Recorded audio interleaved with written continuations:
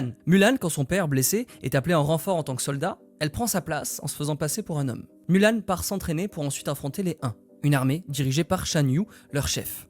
Shan Yu, c'est lui qui nous intéresse. Et la théorie autour de ce méchant, je la trouve hyper stylée. La théorie, c'est quoi? La théorie, c'est que Shan Yu, c'est un nécromancien. Mais c'est quoi? Sofiane, j'aime le cinéma, mais moi je ne suis pas un geek. Je n'ai jamais joué à World of Dofus.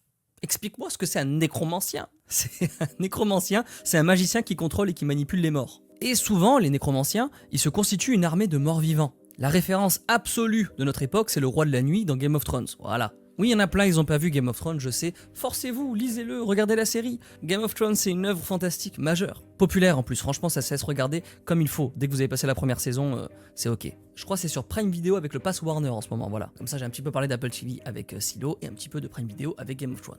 Alors, regardons de plus près ce méchant Shan Yu. Déjà, c'est un des seuls de tout le film à avoir des pupilles noires et un iris jaune. Une couleur qui pourrait être due à l'utilisation de la magie noire. Il y a d'autres méchants dans Disney qui ont les mêmes yeux, comme Maléfique par exemple dans La Belle au Bois dormant, qui elle aussi utilise la magie noire. Ensuite, ces soldats, ils ont le teint pâle, mon gars, froid, des cadavres. Ça, c'est un +1 pour la théorie du nécromancien. Alors, ils ont peut-être froid parce qu'ils sont en pleine montagne, enneigés et torse nu, oui, non mais attends, aussi, raison de plus. Aucun peuple ne se balade comme ça torse nu en plein froid. Il n'y a que les morts qui supportent ce froid-là. +1 pour la théorie. Lui, à Skip, il a dit qu'il a gravi l'Everest habillé comme ça, facile en plus, il a dit. Non mais n'importe quoi. Bon, et plus tard dans le film, Mulan et les autres soldats arrivent au village dévasté par les Huns. Village détruit dans lequel il n'y a aucun cadavre. Pourquoi il n'y a aucun cadavre? Ma tête me convainc que c'est parce que c'est trop hard pour Disney de placer des corps comme ça sur le sol. Et je comprends. Mais je m'en fous parce que mon cœur, il me dit qu'ils sont bel et bien tous morts. Et que Shan Yu, le nécromancien, les a ramenés à la vie pour agrandir son armée de morts vivants. Et je suis désolé, mais c'est bien plus cohérent que de ne retrouver aucun cadavre.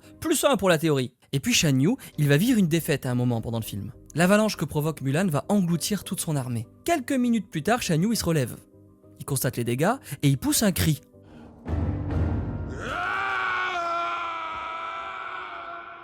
Et ça, c'est un cri qui réveille son armée d'entre les morts.